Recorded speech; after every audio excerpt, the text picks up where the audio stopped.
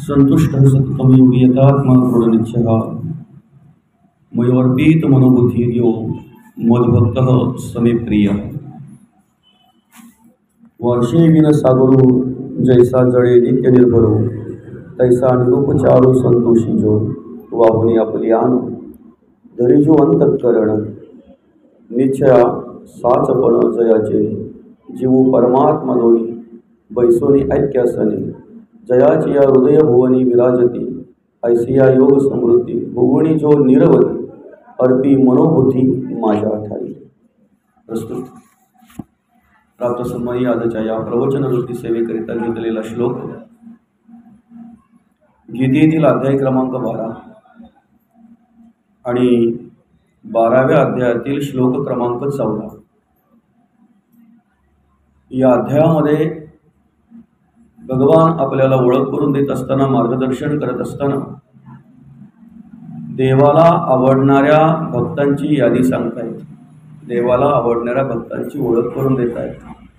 देवाला कुठले भक्त आवडतात आणि त्या भक्तांची ओळख करून देत असताना या 14व्या श्लोकामध्ये भगवंत म्हणतात, संतुष्टः सततं योगी यतात्मा दृढनिश्चयः मयोर्पित मनोबुद्धिर्यो मद्भक्तः समे प्रियः। काय म्हणतात भगवंत? जो सदा संतुष्ट आहे, जो मन आणि बुद्धी मला अर्पण करतो, बरं का, त्याच्या पलीकडे जाऊन ज्याची विधेय स्थिती निर्माण झालेली आहे आणि विधेय स्थिती निर्माण झाल्यानंतर ज्याला जय पराजय नाही, मान अपमान नाही, सुख दुःख नाही, याच्या पलीकडे जो गेलेला आहे तो सदा संतुष्ट आहे। आणि असा जो सदा संतुष्ट असलेला मन आणि बुद्धी मला अर्पण करतो असे भक्त मला आवडतात, असे भगवंत या ठिकाणी आपल्याला मार्गदर्शन करतात। ज्या निमित्ताने या ठिकाणी आपण ही प्रवचन सेवा आयोजित केलेली आपल्या या खातिवली गावातील हा जाधव परिवार आणि या जाधव परिवाराचे पिताश्री आपले सर्वांचे आवडते बाबा हरिभक्त परायण वैकुंठवासी विष्णू नारायण जाधव, बाबांचं 24 ऑगस्ट रोजी देहावसन झालं। त्यांची इहलोकीची यात्रा संपून, इहलोकीचं कार्य संपून परलोकी गमन झालं, अर्थात त्यांचं वृद्धापकाळाने निधन झालं। आणि बाबा गेल्यापासून 3ऱ्या दिवसापासून या ठिकाणी अनेक कार्यक्रमांचं आपण आयोजन केलेलं आहे। जवळजवळ 11 दिवस या ठिकाणी रोजचे कार्यक्रम आपण आयोजन केलेलं आहे। त्यापैकी आज बाबांना जाऊन 8 दिवस झाले आणि आजच्या या दिवसाची सेवा, प्रवचनरूपी सेवा या ठिकाणी करण्याचं भाग्य मला लाभलेलं आहे। खरं तर माणसाने कशा प्रकारे जगावं, कशा प्रकारे वागावं, कशा प्रकारे असावं, या ठिकाणी माणसाचे प्रकार आम्हाला अनेक प्रकारचे पाहायला मिळतात, वेगवेगळे प्रकार पाहायला मिळतात। अनेक प्रकार जरी असले तरी त्या अनेक प्रकारांचे मुख्य 4 प्रकारांमध्ये विभागणी केलेली आहे, बरं का। एक प्रकार असा आहे, आपल्या स्वार्थासाठी दुसऱ्याचं कितीही जरी नुकसान झालं तरी तो काहीही विचार करत नाही, कितीही नुकसान होऊ द्या समोरच्याचं। आपली भूक भागण्यासाठी स्वतःची भूक भागण्यासाठी इतरांचा प्राण जरी गेला, जीव जरी गेला तरी त्याचा विचार न करणारी माणसं आज आपल्याला समाजामध्ये पाहायला मिळतात, वाघासारखी, हिंस्र प्राण्यांसारखी। स्वतःच्या आशा अपेक्षा फक्त पूर्ण झाल्या पाहिजेत, बाकी समाजाचं कितीही जरी नुकसान झालं, समोरच्याचं कितीही जरी नुकसान झालं तरी त्याचा विचार करत नाही। दुसरा प्रकार असा आहे की आपला स्वार्थ साधण्यासाठी, बरं का, आपलं कार्य करण्यासाठी आपल्याला काही मिळो वा न मिळो पण समोरच्याचं पण नुकसान करून ठेवणार। पतंगाप्रमाणे बत्तीवर येणार ते पतंग असते नाही का, विझवण्यासाठी प्रयत्न करते, ते स्वतः भाजतंय, जळतंय, मरतंय, बत्ती विझवून टाकतंय, अशी काही माणसं पाहायला मिळतात। काही माणसं अशी आहेत की स्वतः या समाजामध्ये कार्य करता करता इतरांचंही भलं करत असतात। आणि एक प्रकार असा आहे की आपल्याला काही मिळो वा न मिळो जगाच्या कल्याण संतांच्या विभूती देह कष्टविधी परोपकारी, फक्त जगाचं हित, जगाचं कल्याण जाणत असतात. आज या ठिकाणी या 12व्या अध्यायातील 14वा श्लोक आपण या प्रवचन सेवेसाठी घेतलेला आहे. संतुष्ट सततम योग यथात्मा दृढतेच्छा मयोर्पित मनोबुद्धिर्यो मद्भक्त समे प्रिय. बाबांनी त्यांच्या आयुष्यामध्ये जे कार्य केलं, जी कर्म केली, जे वागले जगले, बरं का, भगवंताने सांगितलेल्या, भगवंताला आवडलेल्या भक्तांच्या यादीप्रमाणे बाबांनी कार्य केलं. भगवंताला जे भक्त आवडतात, माणसाने माणसाचं आद्य कर्तव्य काय त्याची जाणीव करून, त्याची ओळख घेऊन त्याप्रमाणे वागणं, जगणं. खरं तर आज वेगवेगळ्या विचाराची माणसं आपल्याला पाहायला मिळतात, वेगवेगळ्या प्रकारची माणसं आपल्याला पाहायला मिळतात. संत मार्गदर्शन करत असताना संत म्हणतात, माणसाने देव व्हावं, देवासारखं जगावं, देवासारखं वागावं. पण आज या कलियुगामध्ये आम्हाला माणसासारखी माणसं पण पाहायला मिळत नाहीत. त्या ठिकाणी बाबांसारखी म्हणजे देवासारखी माणसं आम्हाला पाहायला मिळतात, अनुभवायला मिळतात. स्वतः कार्य करता करता इतरांसाठीही कसं जगावं, इतरांसाठीही कशा प्रकारे कार्य करावं, याचं एक आदर्शयुक्त उदाहरण म्हणजेच आपले बाबा. खरं तर माऊलींनी आम्हाला ज्ञानेश्वरी दिली 700-750 वर्षापूर्वी. जगद्गुरु तुकोबांनी आम्हाला गाथा दिली 350-300-350 वर्षापूर्वी. पण ही गाथा, ही ज्ञानेश्वरी आजतागायत आम्हासारख्या तरुणांपर्यंत पोचवायचं काम बाबांसारख्या महात्म्यांनी केलेलं आहे, बरं का. त्यांनी ते टिकवलं, सांभाळलं, आमच्यापर्यंत आणलं, म्हणून आमच्यासारखे तरुण आज हे कार्य करत आहेत. जर बाबांसारख्या महात्म्यांनी हे टिकवलं नसतं, सांभाळलं नसतं, हे संस्कार, ही संस्कृती जर त्यांनी आमच्यापर्यंत पोहोचवली नसती, तर आम्हासारख्या तरुणांची आज अवस्था काय झाली असती. ज्याला परमार्थ नाही, ज्याला भक्ती नाही, ज्याला संतांचे विचार नाही, त्या ठिकाणी आपल्याला ते अनेक प्रकारचे कार्य पाहायला मिळतात. असो, या ठिकाणी भक्तांचं वर्णन करत असताना भगवंत म्हणतात, जे सदा संतुष्ट आहेत आणि जे मन आणि बुद्धी मला अर्पण करतायत असे भक्त मला आवडत आहेत. भक्ताचे प्रकार अनेक आहेत. अनेक प्रकारांपैकी मुख्य 4 प्रकार सांगितलेले आहेत भक्तांचे: अर्थ, अर्थार्थी, जिज्ञासू आणि ज्ञानी, बरं का. गीतेमध्ये 7व्या अध्यायामध्ये तो प्रकरण आलेला आहे. गीतेमध्ये 7व्या अध्यायामध्ये त्याच्याविषयी मार्गदर्शन केलेलं आहे. आपल्याला झालेलं दुःख त्याचं निवारण व्हावं म्हणून जे परमार्थ करतायत, म्हणून जे देवाचा धावा करतायत, त्याला आर्त भक्त म्हणतायत. अर्थासाठी जे देव कार्य करतायत, अर्थ प्राप्त व्हावं म्हणून जे देव कार्य करतायत, त्याला अर्थार्थी म्हणतायत. भगवंत म्हणतात, फक्त मला जाणून घेण्यासाठी जे कार्य करतायत त्याला जिज्ञासू म्हणतायत. पण कुठल्याही प्रकारची अपेक्षा न करता निरापेक्षेने, निष्कामतेने देवाच्या स्वरूपास प्राप्त होऊन आपण मुक्त होण्याचं ज्ञान जे प्राप्त करून घेतायत त्याला ज्ञानी भक्त म्हणतायत. हे 4 भक्तांच्या प्रकारापैकी भक्ताला, देवाला आवडणारा जो भक्त आहे, तो 4था प्रकार जो आहे तो त्या ठिकाणी उल्लेख केलेला आहे. ज्ञानी भक्त देवाला आवडतात, बरं का. आम्हाला देवाची तेव्हाच आठवण होते ज्या वेळेला आम्हाला काहीतरी दुःख प्राप्त होते. सुखाच्या वेळी आम्हाला देवाची आठवण करून द्यावी लागते. म्हणून तर कबीर महाराज म्हणतात ना, दुःख में स्मरण सब करे, सुख में करे ना कोय. जो सुख में स्मरण करे, दुःख काय का होय. दुःखामध्ये देवाची आठवण करणारे सगळेच आहेत, मात्र सुखामध्ये सगळे विसरून जात आहेत. आम्ही अनेक वर्षापासून एक म्हण अशी वाचत आलो, लिहत आलो, पाहत आलो, ऐकत आलो: गरिबी आली म्हणून लाजू नये आणि श्रीमंती आली म्हणून माजू नये. पण नेमका माणसाला काय होतंय माहिती आहे का? सुख आलं की मग नाही का सगळ्याचं विस्मरण होत आहे. उपकार केलेल्या माणसाला सुद्धा विसरतोय तो, कृतज्ञ म्हणतात त्याला. आणि म्हणून या ठिकाणी ओळख करून देत असताना फक्त दुःखाचं निवारण करण्यासाठी जे भक्ती करतायत, जे देवाला भजतायत, जे देवाचं भजन पूजन करतायत, त्याला अर्थभक्त म्हटलेलं आहे. या जगामध्ये आजच्या या कलियुगामध्ये वेगळ्या प्रकारचे अर्जुन आपल्याला वेगवेगळ्या प्रकारचे भक्त पाहायला मिळतात. फक्त अर्थासाठी जे भक्ती करतायत त्याला अर्थार्थी म्हणतायत. फक्त देवाला जाणून घेण्यासाठी जे भक्ती करतायत त्याला जिज्ञासू म्हणतायत. पण ज्ञान प्राप्ती करून आपल्यामध्ये आमूलाग्र बदल करून घेऊन देवाच्या स्वरूपास प्राप्त होऊन, म्हणजे त्या ठिकाणी कुठल्याही प्रकारचा भेद नाही, जीव शिव ऐक्यता ज्याला म्हणतात, अशा प्रकारची भक्ती अशा प्रकारचं कार्य जे करतायत आणि ते मार्गदर्शन प्राप्त करून घेण्यासाठी जे कार्य करतायत त्याला ज्ञानी भक्त म्हणतायत. ज्ञानामध्ये किती पॉवर आहे, ज्ञानामध्ये किती सामर्थ्य याची ओळख करून देत असताना ह्या गीतेमध्ये भगवंत म्हणतात, ज्ञानाग्नी सर्व कर्माणी भस्मसात करुते अर्जुना. बरं का, ज्ञानाग्नी अशा प्रकारे आहे की सगळ्या कर्माचं भस्म करण्याचं सामर्थ्य त्या ज्ञानामध्ये आहे. फक्त ते ज्ञान कुठलं पाहिजे, आत्मज्ञान ज्याला म्हणतायत, ज्या ज्ञानातून आपल्याला स्वतःला शोधता येईल असं ते आत्मज्ञान, ते आत्मज्ञान आम्ही प्राप्त करून घेतलं पाहिजे. ज्यांच्या पुण्यस्मरणार्थ, ज्यांच्या स्मरणार्थ आपण या ठिकाणी आपण ही प्रवचन सेवा आयोजित केलेली आहे. जाधव परिवाराचे पिता श्री कैलासवासी वैकुंठवासी बाबा विष्णू नारायण जाधव, त्यांच्या नावातच काय बघा, नावच खूप काही सांगून जाते आपल्याला, खूप काही सांगून जाते.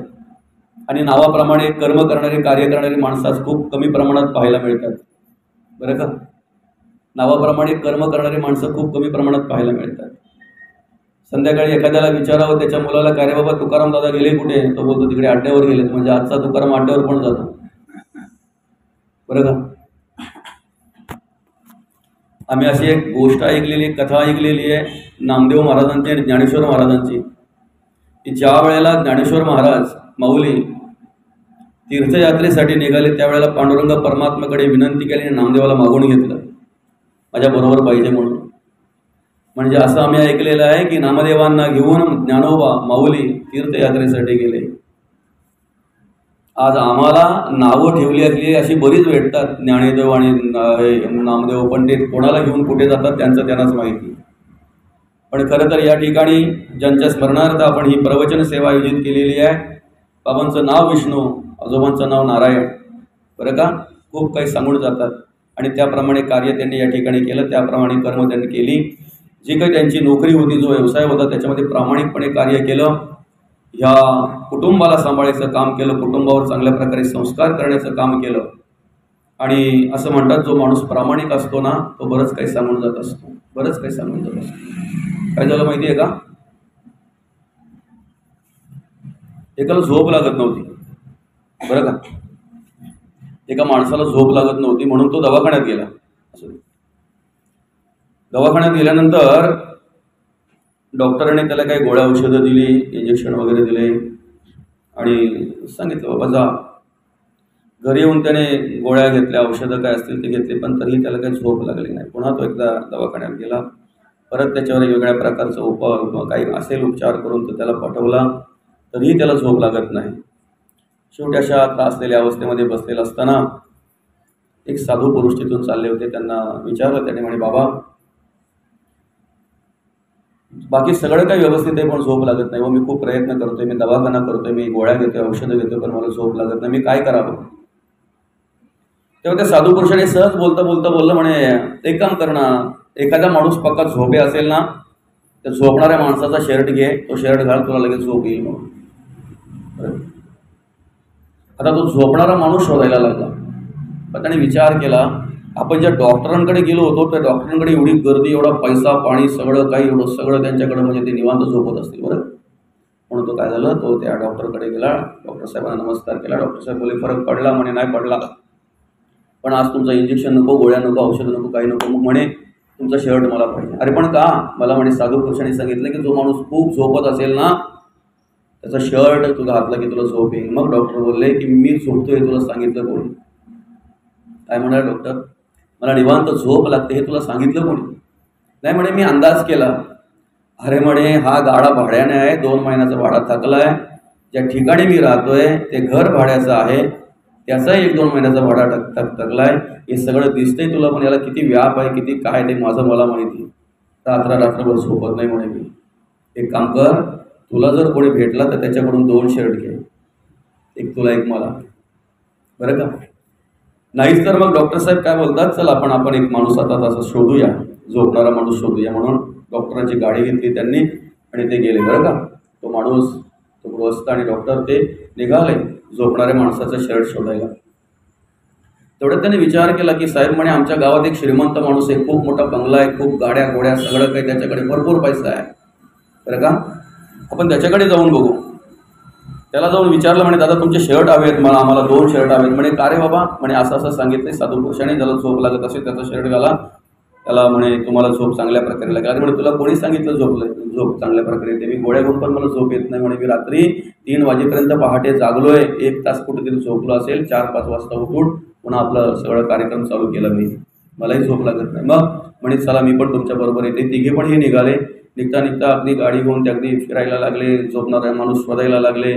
पण दुपारची वेळ होती. रस्त्यात जात असताना ती गाडी एका झाडाखाली त्यांनी गार सावलीला लावली.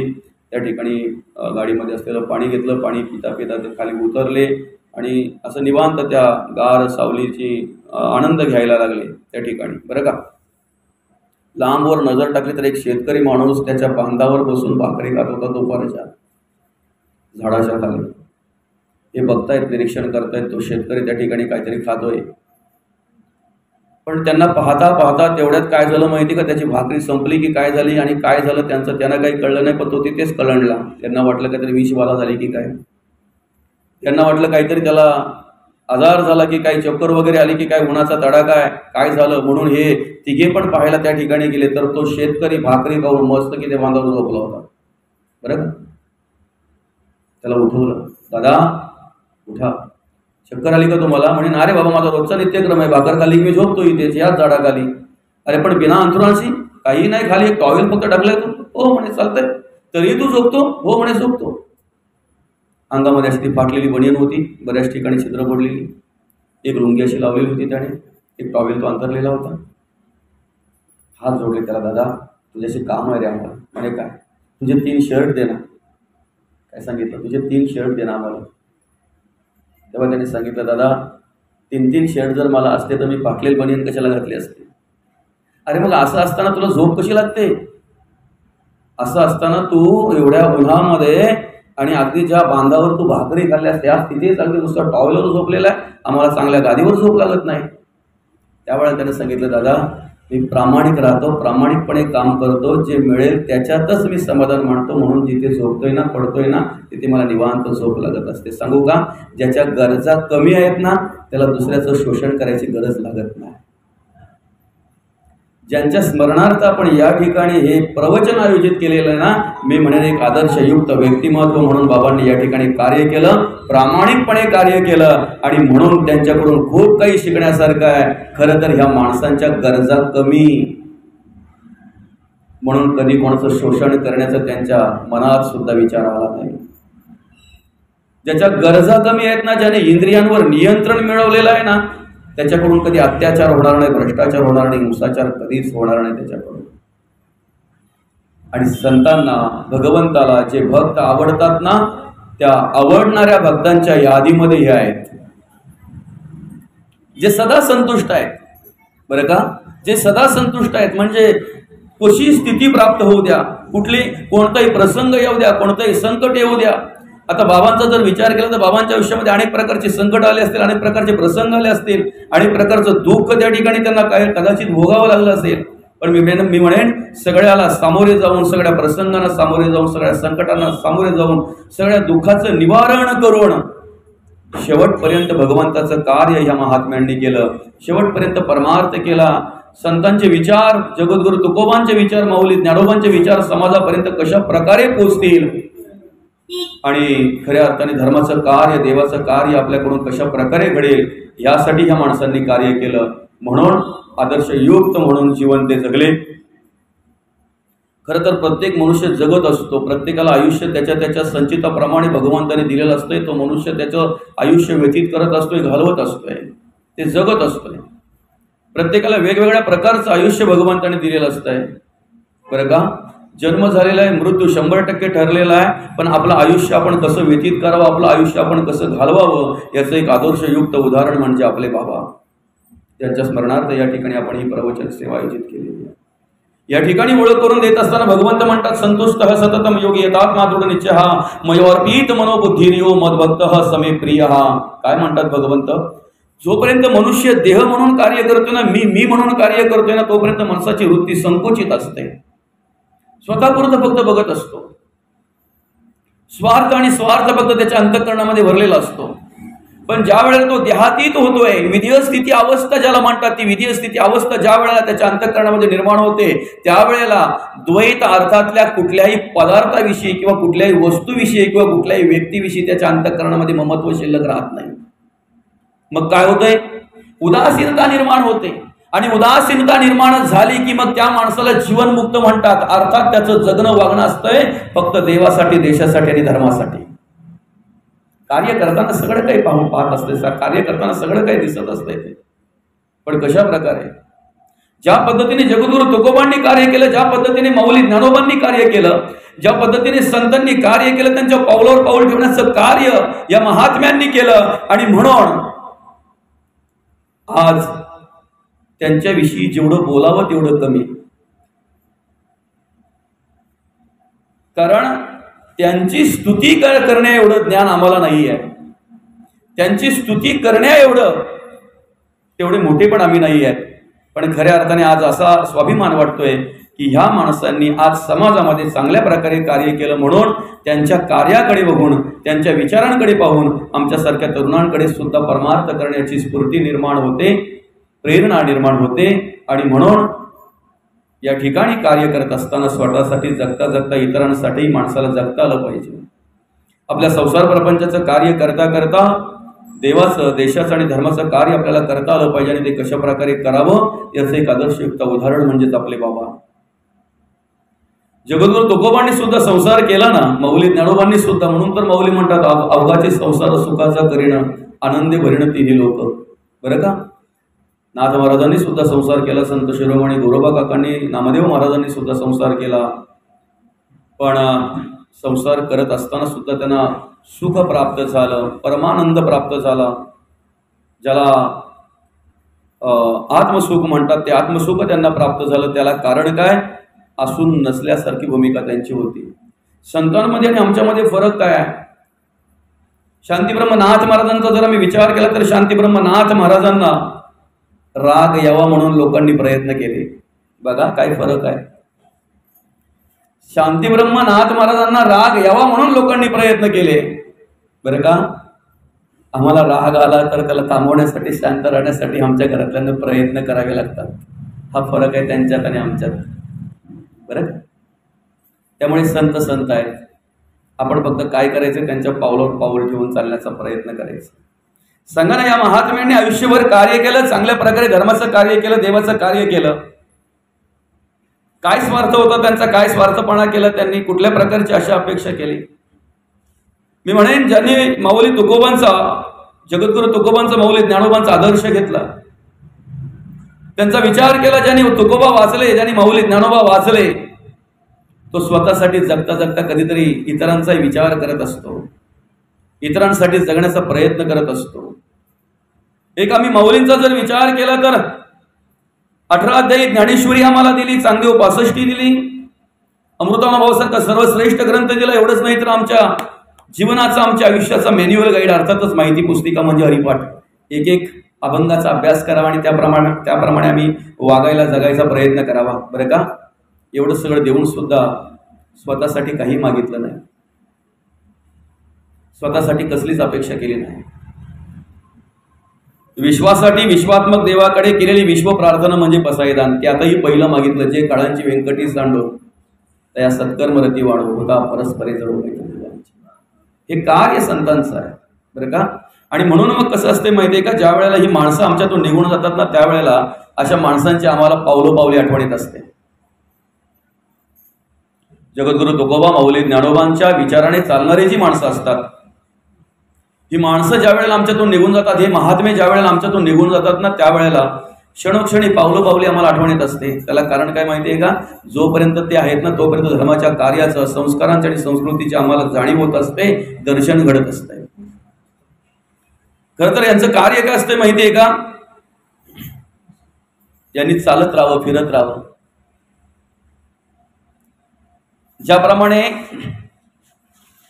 परिसाला एकदा काही लोखंडाचा स्पर्श झाला की त्याचं सुवर्णामध्ये रूपांतर होत आहे, मी म्हणेन परिसाची उपमा या महात्म्यांना देता येणार नाही. कारण या महात्म्यांचा, या संतांचा, या साधू पुरुषांचा संघ ज्याला झाला ना, त्याप्रमाणे त्याच्याकडे कर्म उभी केली त्यांनी, त्याप्रमाणे त्यांचे विचार त्या ठिकाणी आपल्याला पाहायला मिळाले. जरा सुद्धा फरक नाही.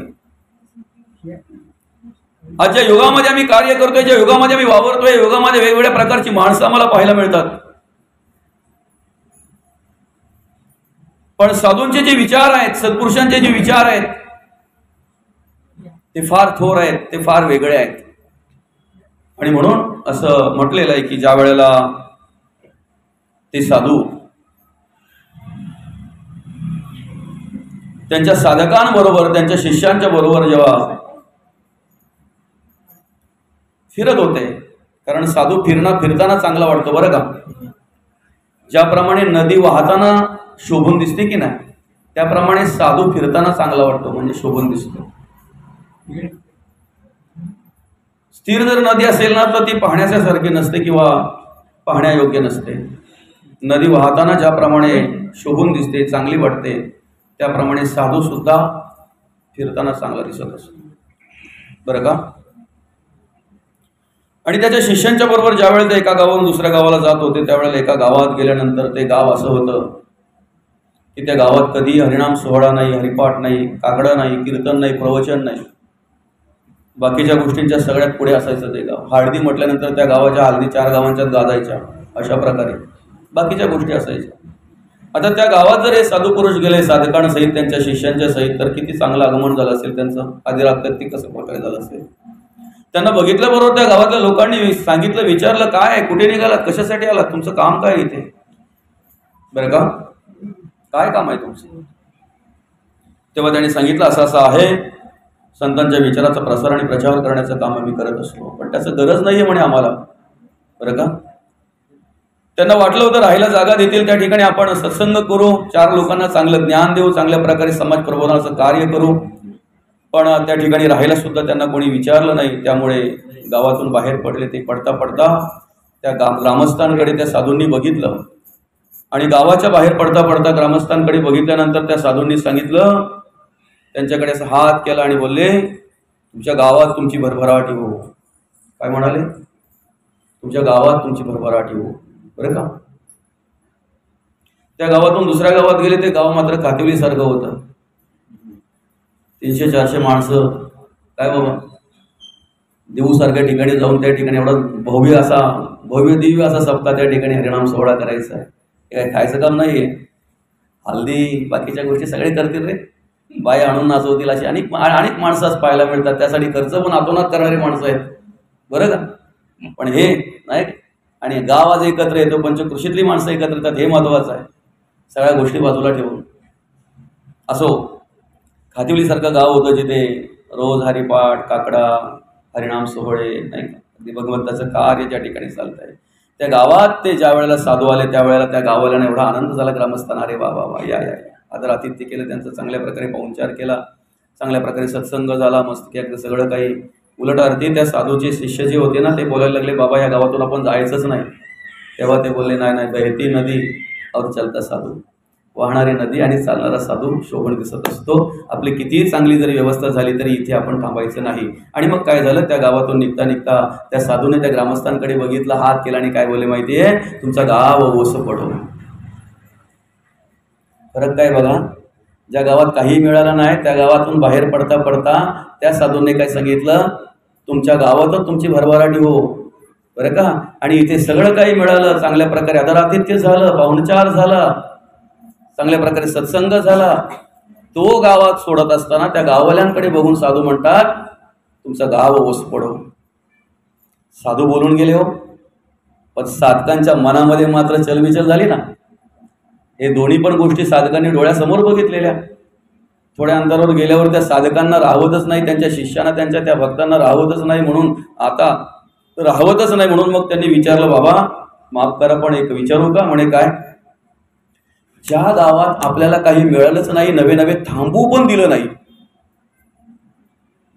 त्या गावात बाहेर पडता पडता तुम्ही त्यांना सांगितलं, तुमच्या गावातच तुमची भरभराटी हो. पण ज्या गावात म्हणे आपल्याला सगळं काही मिळालं, ते गाव सोडता सोडता तुम्ही त्या ग्रामस्थांकडे पाहून बोलले, तुमचा गाव ओस पडो. याला कारण काय. त्यावेळेला साधूने दिलेलं उत्तर बघा ना, अधर्माने वागणारी जी माणसं आहेत, अनितीने वागणारी जी माणसं आहेत, ती गावाच्या काय घराच्या बाहेर नाही पडतील तरच बरी, बरं का. जिथे जिथे जातील ना तिथे तिथे गाव नासवतील, घरं नासवतील. ते व्यसनाधीन झालेली जी माणसं आहेत, अधर्माने वागणारी, अनितीने जी वागणारी माणसं आहेत, त्या माणसांचं त्यांच्या घरातच पुराव हो, त्यांच्या गावातच पुराव हो. पण मात्र देवाचं कार्य करणारी माणसं, धर्माचं आणि देशाचं कार्य करणारी जी माणसं आहेत, जी नीतीने वागणारी माणसं आहेत, धर्म आचरणाने अगदी चांगल्या प्रकारे उत्तम प्रकारे कर्म आचरण करणारी जी माणसं आहेत, जगद्गुरु तुकोबांचे विचार, माऊली ज्ञानोबांचे विचार प्रसार आणि प्रचार करणारी जी माणसं आहेत, त्यांनी घरात थांबू नये. त्यांनी कधी खातिवलीतून वेळोलीत जावं, तर कधी वालशेतमध्ये जावं, तर कधी आसनगावमध्ये जावं, तर कधी शहापूरला जावं. त्याला कारण आहे, ते जिथे जातील ना तिथे सत्संग निर्माण करतील. आणि म्हणून अशा प्रकारे कार्य ह्या बाबांनी केलं, ज्यांच्या स्मरणार्थ आपण या ठिकाणी हे प्रवचन सेवा आयोजित केली. अशा माणसांचं दर्शन जरी झालं ना तरी आपल्याला स्फूर्ती येते बघा, बरं का. आणि तो योग बऱ्याच वेळा या ठिकाणी तुमच्या कृपेने आलेला आहे, तुमच्या आशीर्वादाने आलेला आहे. ज्या ज्या वेळेला त्यांना भेटायचं होतं त्या वेळेला ते परमार्थाशिवाय दुसरं काहीच नाही. आलं का लक्षात? त्यांच्या मुखातून परमार्थाशिवाय दुसरं काहीच नाही. आणि म्हणून मग या ठिकाणी हा श्लोक निवडायचं कारण काय? भगवंताला कुठले भक्त आवडतात याची ओळख करून देत असताना भगवंत स्वतः म्हणतात, संतुष्ट सततम योगी यथात्मा दृढ निश्चय मयोर्पित मनोबुद्धिर्यो मद्भक्त समे प्रिया. जे सदा संतुष्ट आहेत, बरं का, आणि जे मन आणि बुद्धी मला अर्पण करतात ते भक्त आवडतात. आता मन आणि बुद्धी देवाला अर्पण करायची म्हटल्यानंतर मन आणि बुद्धी हा दुसरा आणि तिसरा विषय आहे अंतःकरणाचा. पहिला अंतःकरण आहे. अंतःकरण मन, बुद्धी, चित्त आणि अहंकार. मन आणि बुद्धी जर देवाच्या चरणी अर्पण करायचे तर पहिला विचार आम्ही केला पाहिजे, अंतःकरणामध्ये आमच्या कुठले विचार पाहिजेत.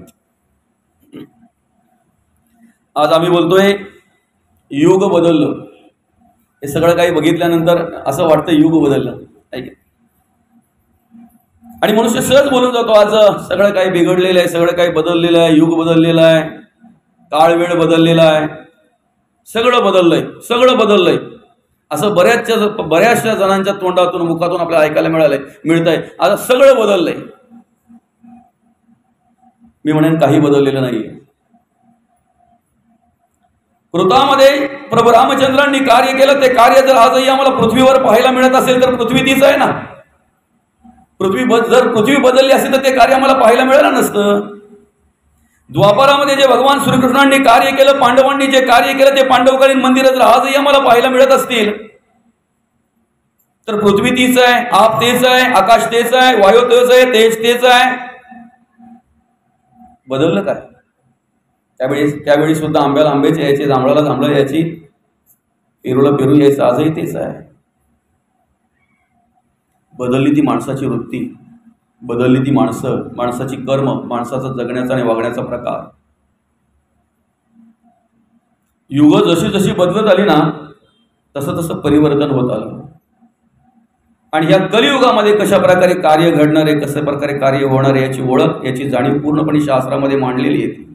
ब्रह्माच्या पुढे ज्या वेळेला तो कली येतोय त्यावेळेला सांगतोय मी कसं वागणार आहे, कसं जगणार आहे, कसं राहणार आहे. आज या कलियुगामध्ये देवाच्या नावात चोरांचा बाजार करणारी माणसं अनेक आहेत आणि ती लांब नाही आहेत, बरं का. देवाच्या नावात, धर्माच्या नावात अधर्म करणारी माणसं बरीच आहेत. मी बरेच शास्त्र वाचले, बरेच पुराण वाचले, बरेच ग्रंथ वाचले, बरं का आतापर्यंत. पण मला आतापर्यंत कुठे वाचायलाच भेटलं नाही की गणपती जागवायला पत्ता खेळावा म्हणून. असा पत्ता खेळून मग गणपती जागवावा असा कुठल्या शास्त्रामध्ये माझ्या तरी वाचण्यात आला नाही. तुमच्या कुठल्या आला असेल तर सांगा, म्हणजे उद्यापासून मी प्रवचनातून मांडतो. मांडायला काहीतरी हे पाहिजे ना, त्याला पुरावा पाहिजे ना बाबा, सांगायला पुरावा पाहिजे की नाही. मी बरंच वाचलं आतापर्यंत, पण कुठल्याच शास्त्रात मला असं काही दिसलंच नाही कुठे की तुम्हाला जर गणपती जागवायचा असेल ना तर 52 पाणी अध्याय तो काय असते ते तुला ते पत्ता खेळा म्हणून, केट केला, जुगार केला म्हणून. नक्की बदललंय काय? धर्माचं कार्य करत असताना सुद्धा आम्ही अधर्म करतोय हे आम्हाला कळत नाही. धर्माचं कार्य करत असताना सुद्धा हिंदवी स्वराज्य संस्थापक राजेश्वर छत्रपतींची जयंती जर असेल तर त्या जयंतीच्या मिरवणुकीमध्ये जर आम्ही पिऊन धिंगाणा घालत असो आणि नको त्या प्रकारे जर डीजेवर गाणी लावून आमच्या आई बहिणींनी खाली मान घालावी अशा प्रकारची गाणी लावून जर नाचत असू तर सांगा ना, आम्ही धर्माचं कार्य करतोय की अधर्माचं कार्य करतोय? काय करतोय आम्ही? धर्म करतोय की अधर्म करतोय? जगद्गुरु तुकोबांना जो परमार्थ अपेक्षित आहे ना, माऊली ज्ञानोबांना जो परमार्थ अपेक्षित आहे, ती भक्ती अपेक्षित आहे, ती वेगळ्या प्रकारची आहे. काय म्हणतात? ह्याची थोर भक्ती आवडते देवा, संकल्पावी माया संसाराची. ती माया संसाराची संकल्पावी. जे ममत्व आमच्या अंतःकरणामध्ये इतर गोष्टींविषयी निर्माण झालेलं आहे ना, नश्वर नाशिवंत गोष्टींविषयी जे ममत्व निर्माण झालेलं आहे ना, ते बाजूला सारलं पाहिजे. जगद्गुरु तुकोबा कार्य करत असताना मुक्त अवस्थेमध्ये होते. कार्य करत असताना मुक्त झाले, मुक्त अवस्थेला प्राप्त झाले. आम्हालाही ती अवस्था जर प्राप्त करून घ्यायची असेल ना, तर ज्या अंतःकरणामध्ये आमच्या ममत्व आहे ना, ते ममत्व बाजूला केलं पाहिजे. काय केलं पाहिजे? नको तो भाग बाजूला करा, नको ते विषय बाजूला करा, नको ती कर्म बाजूला करा, ज्याच्याने आम्हाला दुःख होतंय, ज्याच्याने आम्हाला त्रास होतोय, ज्याच्याने आमच्यावर संकट येतात, प्रसंग येतात, ज्याच्याने आमच्या मनाला मनस्ताप होतोय, पश्चाताप होतोय, अशी कर्म आम्ही का करावीत? असं कार्य आम्ही ते विचारांना का आम्ही थारा देवा? कधीतरी याचा विचार केला पाहिजे ना. दगड एकदाच मंदिरात जातो, देव होतो ना. माणसाने किती दिवस मंदिरात जावं म्हणजे देव होईल मनुष्य? ज्यांना ज्यांना संतांचा संग झाला त्यांचा उद्धार झाला. मग त्याच्यामध्ये अनेक आहेत. खांबाने बांधलेली मंदिर आम्ही अनेक बघितलेली आहेत.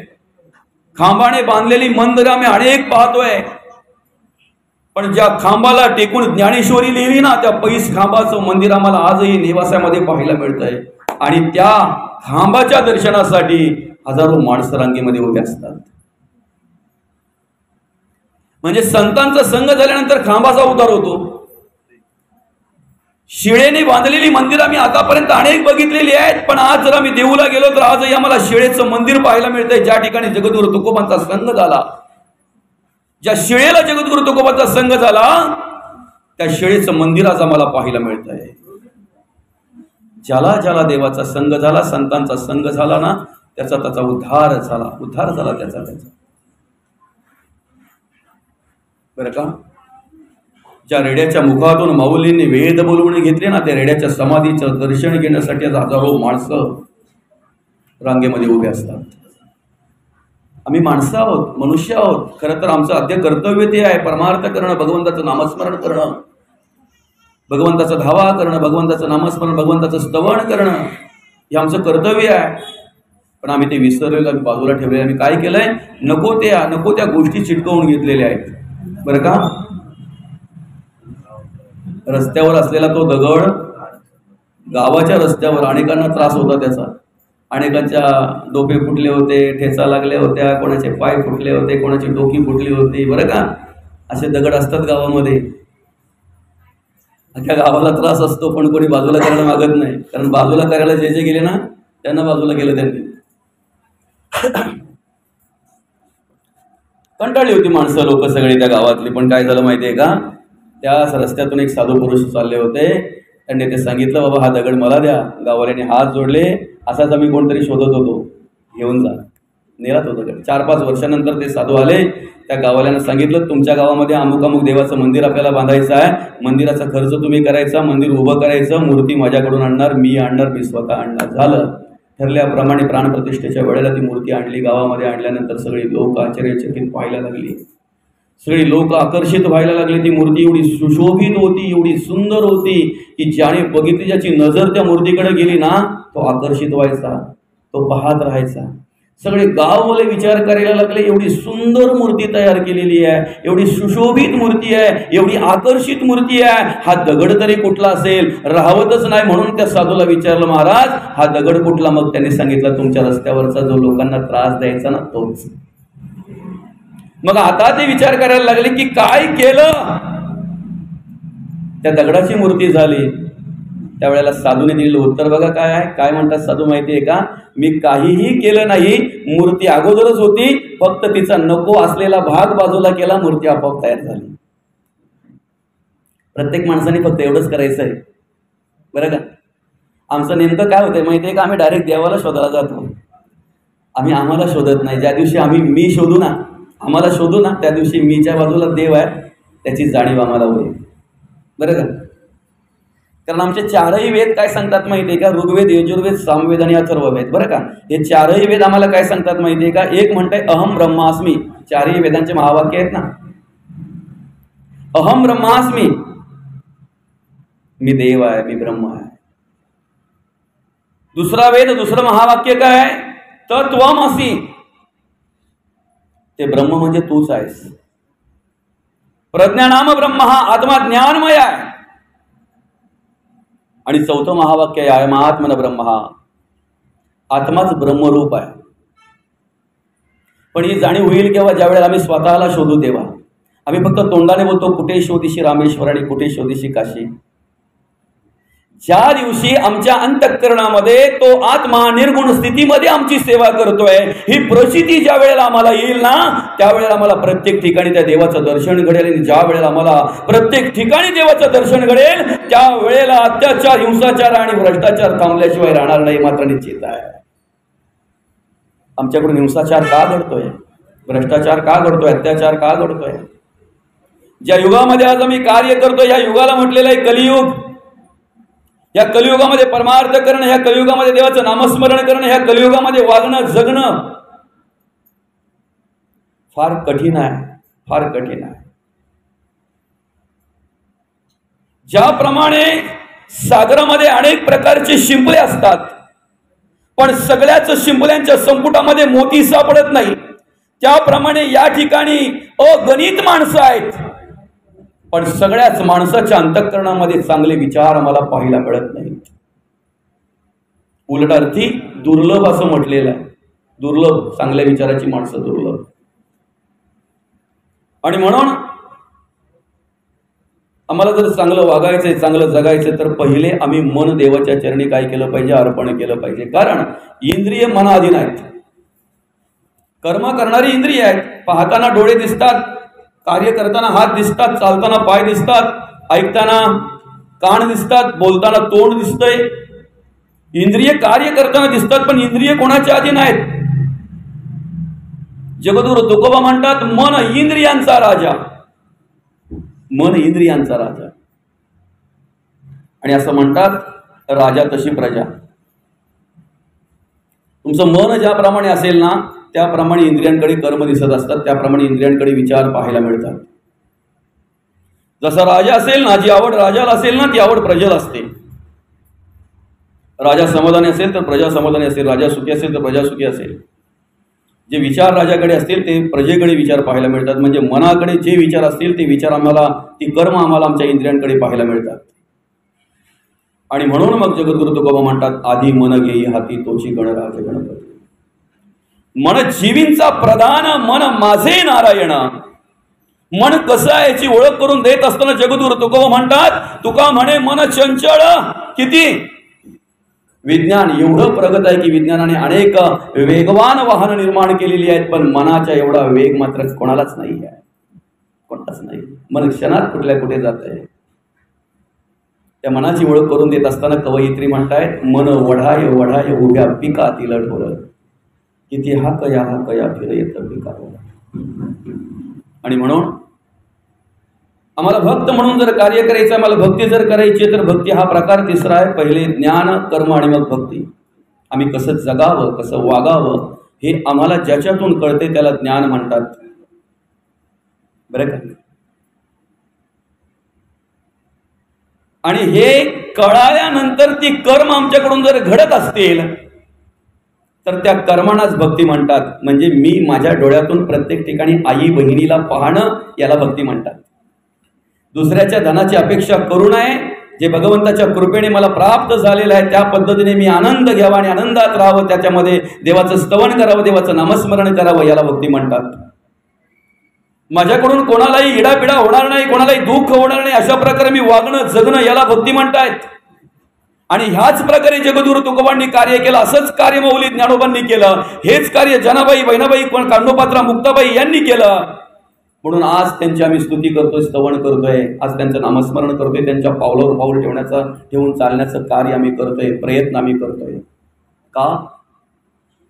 तो परमार्थ, ती भक्ती आमच्याकडून घडावी याच उद्देशाने. आणि म्हणून मन देवाच्या चरणी अर्पण करा, बुद्धी देवाच्या चरणी अर्पण करा, बुद्धी देवाच्या चरणी स्थिर करा. बुद्धी भगवंताने आपल्याला दिलेली आहे बरं का. बुद्धी देणे भगवंताचे, बुद्धिवीण माणूस काचे. भगवंताने बुद्धी दिलेली आहे, फक्त त्या बुद्धीचा वापर आपण कुठे करायचा आहे, कशा प्रकारे करायचं हे ज्ञान आपण प्राप्त करून घेतलं पाहिजे. जोपर्यंत एखाद्या गोष्टीचं ज्ञान आम्हाला कळत नाही, प्राप्त होत नाही, तोपर्यंत कर्म कशी करायची हे आम्हाला कळत नाही. आणि कर्म जोपर्यंत आमच्याकडून घडत नाही तोपर्यंत भक्ती घडणार नाही. म्हणून नुसतं ज्ञान असून पण चालणार नाही, त्याला कर्माची जोड पाहिजे. आणि इकडे नुसती भक्ती करतोय ह्या पण भ्रमात राहून चालणार नाही. कारण बघा ना, अनेक ग्रंथांचा, अनेक शास्त्रांचा, अनेक पुराणांचा अभ्यास करून जर आमच्याकडे ज्ञान असेल आणि त्या ज्ञानाने जर आमच्याकडे अहंकार उभा राहत असेल, अभिमान जर उभा राहत असेल, तर त्या ज्ञानाला किंमत शून्य आहे. एखाद्याला जर एखाद्या ग्रंथाचा किंवा ज्ञानाचा खूप जर अभिमान असेल, एखाद्याला त्याच्या वाचनाचा, त्याच्या पांडित्याचा जर खूप अभिमान असेल, तर त्याने रावणाला आठवावं, त्याने विचार रावणाचा करावा. असं म्हणतात, दशग्रंथी ब्राह्मण होता, चतुर्वेदी म्हणतात त्याला, म्हणजे चारही वेद मुखोद्गत होते त्याच्या मनात आमच्याकडे किती येते पाहावं आपण. कर्माची जोड नसल्यामुळे शेवटी अवस्था काय झाली सांगावं लागलं, मांडावं लागलं. काय? ऐक सज्जना मनमोहना, संपत्ती पाहता कोणाची, जाईल काया जाईल माया, उसनी आली पाचांची. रावण ज्ञानी अभिमानी तो, लंका त्याची सोन्याची. पण शेवटी अवस्था काय झालं? काही शिल्लक राहिलं ना, काही शिल्लक राहिलं. कर्माची जोड नव्हती. आम्ही भक्ती आमची आहे, आम्ही सुगंधी अगरबत्ती देवाला ओवाळतोय, लावतोय, तुपाचा दिवा आम्ही देवाला लावतोय, मोठा हार आम्ही देवाला अर्पण करतोय, मोठमोठी फळं आम्ही देवाला अर्पण करतोय, हे सगळं काही करतोय. आणि याचा अभिमान जर आमच्या अंतःकरणामध्ये असेल ना, तरी आम्ही रावणालाच आठवावं. कारण असं म्हणतात, ज्या वेळेला रावणाची आई मातीच्या लिंगाची पूजा करत होती, त्यावेळेला रावणाने बघितलं आणि रावण बोलतोय आईला, दशग्रंथी ब्राह्मणाची आई असताना तो मातीच्या लिंगाची पूजा करते, कैलासासकट त्याला घेऊन येतोय. कोणाला? महादेवाला. आणि ज्या वेळेला गेले रावण, त्यावेळेला गेल्यानंतर कैलासाला हात लावला, धरणीकंप व्हायला लागला, सगळे देव इकडे तिकडे पळायला लागले, सगळे देव विचार करायला लागले. ब्रह्मदेव म्हणते मी काही करत नाही, मग धरती आलते कशी. विष्णुदेव म्हणते मी काही करत नाही, मी धरणीकंप झालंय कसं. सगळ्यांचा हाहाकार झाला, इकडे धावपळ झाली. तेवढ्या तिकडे पार्वतीने शंकराला विचारलं, महादेवाला विचारलं, चाललंय काय, काय चाललंय. त्यावेळेला महादेवाने सांगितलं, एक भक्त आहे माझा खेळतोय, खेळू दे. थोडा वेळ खेळून दिला आणि नंतर काय केलं, महादेवाने एक पाय कैलासावर ठेवला, आतमध्ये खाली दडपला गेला रावण दडपला गेला. त्या ठिकाणाहून निघण्यासाठी रावणाने स्तुती केली, स्तवन केलं, सगळे राग आळवले गेले. आणि त्या ठिकाणी असं म्हटलेलं आहे, आतड्याचा तुंतून आणि शिराचा तंबोरा केला. देवाला वाहण्यासाठी शेजाऱ्यांच्या आवारातून चोरून आणणाऱ्या फुलं चोरून आणणाऱ्या माणसांनी रावणाचा विचार करावा, त्याची भक्ती कशी होती आणि आपली भक्ती कशी आहे. म्हणून ज्ञान आणि भक्ती मध्ये कर्म महत्वाचे आहेत. कर्माची जोड पाहिजे, कर्माची जोड पाहिजे. कर्माशिवाय भक्ती घडणार नाही आणि ज्ञानाची काही प्राप्ती होणार नाही. म्हणून आम्ही कसं जगतोय, कसं वागतोय ना, याला भक्ती म्हणतायत. आमच्या इंद्रियांतून आम्ही जी काही कार्य करतोय ना, देवाला पाहतोय. डोळे तुम्ही घ्याव सुख, पहा परब्रह्माचे रूप, ऐकाव तुम्ही कान, पांडुरंगाचे गुणगान, घे वाचे गोड नाम विठोबाचे. हे कार्य जर आमच्याकडून घडत असेल ना, तर त्याला भक्ती म्हणतायत. आणि ह्याच भक्तीला महत्त्व संतांनी दिलेलं आहे. अधिक करून ह्या भक्तीला महत्त्व संतांनी दिलेलं आहे. ती भक्ती आमच्याकडून घडवी असं जर वाटत असेल, तर त्यासाठी आम्ही मन आणि बुद्धी देवाच्या चरणी अर्पण केली पाहिजे. सोपं आहे ते काय, अगदी काय कठीण नाही ना त्याच्यामध्ये. किती सोपी भक्ती सांगितली बघा संतांनी, किती सोपी भक्ती सांगितली. उलट अर्थी माऊली म्हणतात तिकडे, योग याग विधी येणे नो हे सिद्धी. ज्याच्याने आमच्याकडे दंभ निर्माण होत आहे, अभिमान निर्माण होत आहे, उपाधी निर्माण होत आहे, त्या मार्गाने आम्ही जावं तरी का. मग सोपा मार्ग दिलेला आहे ना. तुम्हाला सगळ्या कर्मातून मुक्त व्हायचं असेल, सगळ्या विचारातून, विषयातून, वासनेतून, सगळ्या प्रकारच्या ममत्वातून जर वेगळं व्हायचं असेल, सगळ्या प्रकारच्या मायेतून जर वेगळं व्हायचं असेल, मायातीत जर व्हायचं असेल, देहातीत जर व्हायचे असेल, ज्याच्याविषयी तुमच्या अंतःकरणामध्ये ममत्व निर्माण झालेले आहे, त्या सगळ्या पदार्थांविषयी, वस्तूंविषयी, त्या सगळ्या व्यक्तींविषयी जर उदासीनता तुमच्या अंतःकरणामध्ये निर्माण झाली पाहिजे असं जर वाटत असेल, तर त्यासाठी फक्त भगवंताचं नामस्मरण करा. देवाची हेद्वारी उभा क्षणभरी तेणे मुक्ती चारही साधियल्या, सलोकता, समीपता, स्वरूपता आणि सायुज्यता चारही मुक्ती प्राप्त करून देण्याचा अधिकार त्या नामस्मरणामध्ये, सामर्थ्य त्या नामस्मरणामध्ये. आणि म्हणून आम्ही काय केलं पाहिजे, अखंड भगवंताचं नामस्मरण केलं पाहिजे. ते नामस्मरण जर आमच्याकडून घडलं तर निश्चित तो परमार्थ आमच्याकडून घडेल, भक्ती आमच्याकडून घडेल, देव चराचरामध्ये याची ओळख आम्हाला होईल आणि तो प्रत्येक ठिकाणी आहे. म्हणून संतांनी काय केलं माहिती आहे का, स्वतःला जगता जगता अधिक करून इतरांचा विचार केला. आम्ही स्वार्थाचा विचार जास्त करतो, आम्ही स्वतःचा विचार जास्त करतो.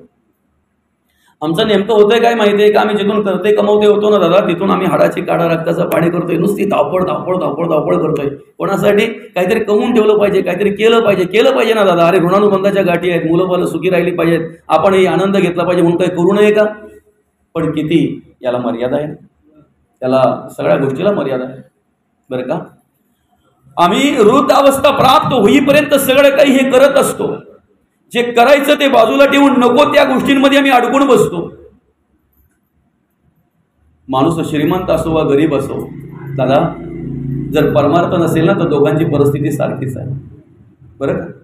एकाच मादीचे 2 पोपट ज्या वेळेला एका मालकाने आणले, त्यावेळेला एक पोपट त्याने लोखंडाच्या पिंजऱ्यामध्ये ठेवला आणि दुसरा पोपट त्याने सोन्याच्या पिंजऱ्यामध्ये ठेवला बरं का. पाहुणा आल्यानंतर त्या लोखंडाच्या पिंजऱ्यातल्या पोपटाला विचारतोय, कसं वाटतंय?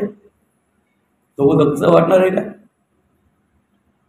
अरे एकेकाली मी स्वतंत्र होतो, या झाडावरून त्या झाडावर जायचो, ह्या झाडावरून त्या झाडावर मस्त की विहार करायचो, जे पाहिजे ते खायचो, जे पाहिजे ती फळं खायचो. आज या ठिकाणी बंदिस्त आहे. खूप दुःखी आहे रे, खूप दुःखी आहे. त्या पाहुण्याला सांगतो तो पोपट. बरं आता हा लोखंडाच्या पिंजऱ्यातला दुःखी आहे, त्या पाहुण्याने ओळखलं, पाहुण्याने जाणलं, म्हणून तो आता जाऊन कोणाला विचारतोय माहितीये का, सोन्याच्या पिंजऱ्यामध्ये असलेल्या त्या पोपटाला जाऊन विचारतोय, दादा तुला कसं वाटतंय? तो म्हणतो, पिंजरा सोन्याचा आहे काही लोखंडाचा आहे महत्वाचा नाहीये, बंदिस्त आहे हे महत्वाचं आहे. तुम्ही श्रीमंत आहात की गरीब आहात हे महत्वाचं नाही आहे, तुम्ही ज्या ठिकाणी आहात ना त्या ठिकाणी कसे आहात, काय करताय. सांगू का, माणसाला कोणीही बांधलेलं नाहीये, माणसाने स्वतःने बांधून घेतलेलं आहे, कोणीही बांधलेलं नाहीये. म्हणून तर जगद्गुरु, म्हणून तर माऊली म्हणतात, आपुली आपण करा सोडवण संसार बंधन तोडावेगी. जर तुम्हाला कोणी बांधलेलं नाहीये ना तर सोडवायची पण कोणाची वाट पाहू नका. आपण स्वतःहून तो प्रयत्न करायचा आहे, आपण स्वतःहून परमार्थासाठी पुढे यायचं आहे, आपण स्वतःहून नामस्मरण करायचं आहे, आपण स्वतःहून देवाचं नामस्मरण स्तवन करायचं आहे. त्यासाठी काळ वेळ नाम उच्चारिता नाही. किती वय झाल्यावर मी परमार्थ करू? कोमेजलेली फुलं जर देवाला आवडत नाहीत, शिळी असलेली फुलं जर देवाला आवडत नाहीत, तर देवाच्या चरणी अर्पण करायला हे फुल कोमेजायची का वाट पाहावी, का वाट पाहावी? ज्या वेळेला आम्हाला भगवंताचं स्मरण होतंय ना, ती वेळ, ती काळ आमच्यासाठी शुभ आहे. मग आमोश असली तरी आमच्यासाठी ती काळ शुभ आहे, ती वेळ आमच्यासाठी शुभ आहे. ज्या वेळेला भगवंताचं स्मरण आम्हाला होतंय ना तो दिवस आमच्यासाठी शुभ आहे, ती काळ आमच्यासाठी शुभ आहे. आणि म्हणून आम्ही कुठे आहोत ना हे महत्वाचं नाही, आम्ही काय करतो हे महत्वाचं आहे. सांगू का, तुम्ही कुठल्या घरात जन्माला यावं हे आपल्या हातात नाहीये. आम्ही कुठल्या घरात जन्माला यावं हे आमच्या हातात नाहीये बरं का. पण ज्या घरात जन्माला आलोय ना त्या घराचं स्मशान करायचं की त्या घराचं मंदिर करायचं हे 100% आमच्या हातात आहे.